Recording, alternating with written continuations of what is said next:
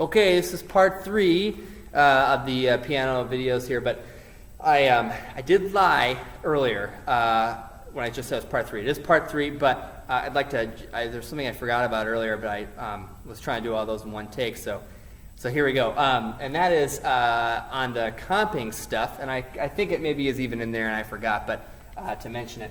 But there's one concept that's definitely worth talking about. Once you start feeling comfortable with adding your own rhythms and your own grooves and all that stuff, and that is the concept of anticipating the next chord. And that happens, gosh, I mean, it happens more often than not anticipating. And this is what I mean by anticipating. So let's say you're going from measure 1 to measure 2. Or I can't remember. How about measure 5 to, or measure 4 to measure 5?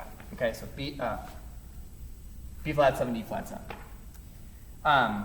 So the idea here is that you're playing some sort of rhythm in here, whatever, but the and of 4, so I don't know what counting system you might use, but I'm under the assumption we're going like 1 and 2 and 3 and 4 and. You know, so go with me. If you're not used to that, just, okay, those right those, 1 and 2 and 3 and 4. Okay, so the and of 4, this note, you're going to hit that like all the time. It's going to be a chord, whatever the chord is there. However, this chord that you play is actually going to be whatever the next measure is going to be. So you're going to anticipate that next measure. And if this is measure 4, measure 4 of the form, this is 5. And measure 6 is the same thing. And then measure 7 goes to this chord again. You're going to do the same thing. Like you're going to play some sort of rhythm or whatever. And then the and of 4 right there is going to be, it could be a long note or a short note, it doesn't matter. But that chord is going to be that one. It's going to be B flat. It's going to be the next measure's chord.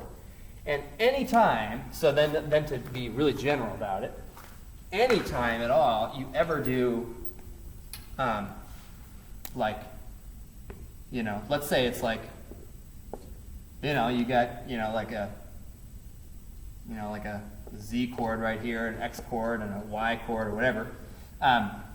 Anytime the chords change, you're gonna hit that next one right before it's gonna happen. I was doing a lot earlier. I didn't say that, but you'll kind of hear the idea. So check out again my right hand. I'll anticipate. In fact, maybe I'll really try to emphasize the ands of 4. 1, 2, 1, 2, 3. 3,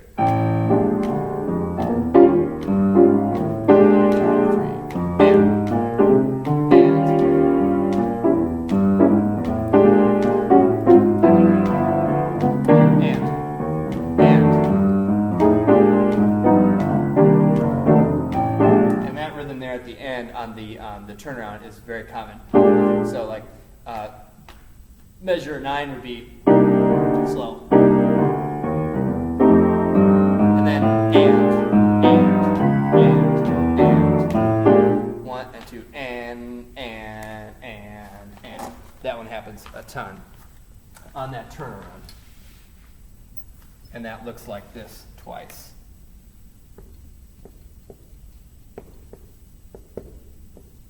Like that. And then it repeats. That's the same measure twice, like that. So see if you can get that going.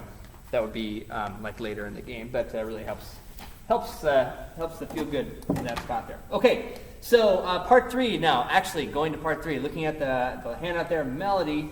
I wrote know it. It's very easy as a piano player to not know the melodies that you're playing because we're so focused on making sure we can supply the harmony and all that.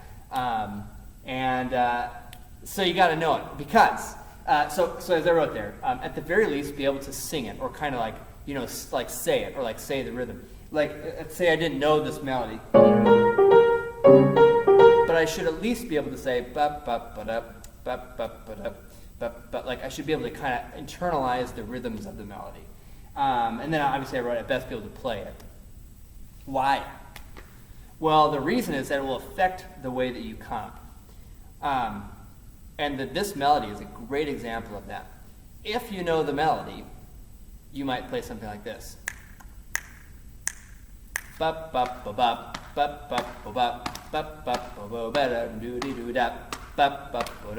bep, bup, ba-dup, bep, bup, and all those little lightning strikes there were like me playing the chords along with it because I knew the melody and it made sense to play along with the melody there. If I didn't know the melody, I might play stuff that is kind of at odds with it and may not make it feel very good. So knowing the melody is critical, and certainly if you can play it, that's even better. So the last thing there is the bonus list.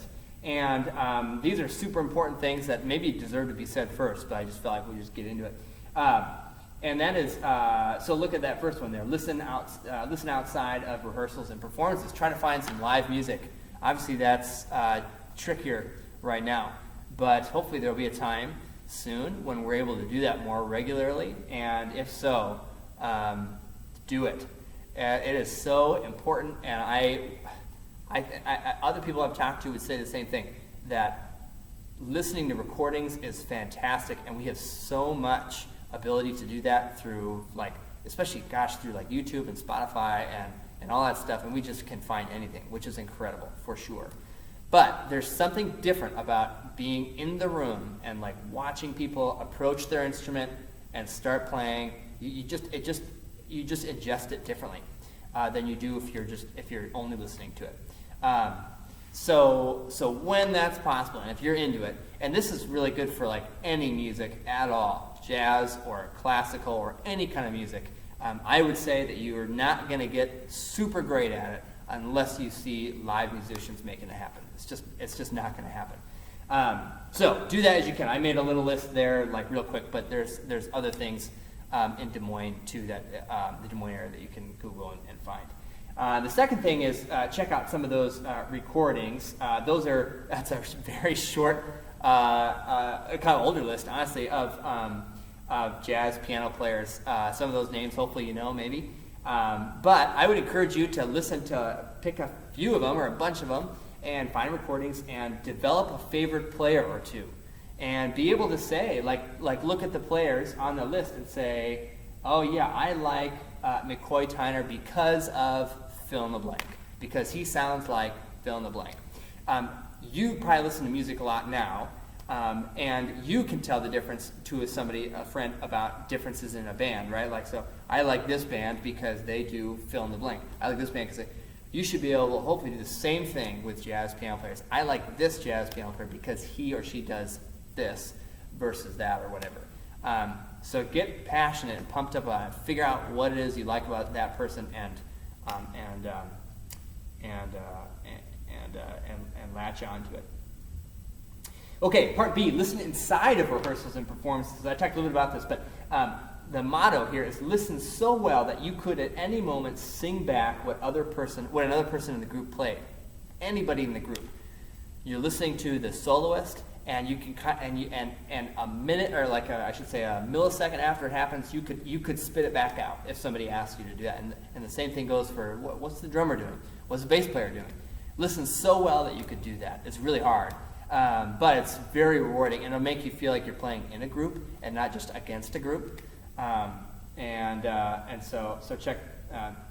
So when you're listening to those recordings, you might be able to hear those players interact and do all that really fun stuff. Further resources: Jazz Piano Book by Mark Levine, Jazz Theory Book by Mark Levine, and Voices for Jazz Keyboard by Frank Mantooth are all awesome books. But just use them at your own risk because they are they go far and beyond, and so you can kind of use it sparingly and figure out where you're at and kind of add the next thing. But it's a lifelong resource for you. And they're kind of the ones that people think of when they first ask, how do I do this jazz piano thing? Check those books out. Any of those would be great. And then what's next? So an awesome thing to do as a jazz player, we did a bit of it a second ago, is transcribing, figuring out by ear some licks, some melodies, some somethings. And in this case, I'd recommend you that transcribe some of, anyway, Wynton Kelly's, who's the piano player, who played on the Kind of Blue album, just the track Freddie Freeloader. He only played on that track. So check out Freddie Freeloader and his piano solo on that, and see how much of that you can figure out. By doing that, you kind of get those notes and that rhythms and those melodies and the feel in your head, and you're able to kind of execute that at your own will later. You can also transcribe Red Garland. He's another piano player that doesn't choose like a whole lot of notes, and it might be easier to figure out. Other piano players are great. There's just a ton out there. It's so awesome. But sometimes they play a lot of notes, and it might be hard to figure out what's going on. So I maybe wouldn't recommend going to like Oscar Peterson right away. Is known to be really has a lot of notes. But maybe later you could do that. Okay, so I really hope that wherever you're at, some of this information found you, or all of this information found you where you were. And feel free, if you have any questions or follow-up things, if I said something unclear. Like I said, I was doing a one take, just going for it. But let me know if I missed something or if I just omitted something weirdly. You can send me an email, Nick. My email address here at Ankeny is nick.ruckert@ankenyschools.org. And feel free to send me an email if you have any questions about that. But so anyway, so thank you so much, and good luck in your endeavors here.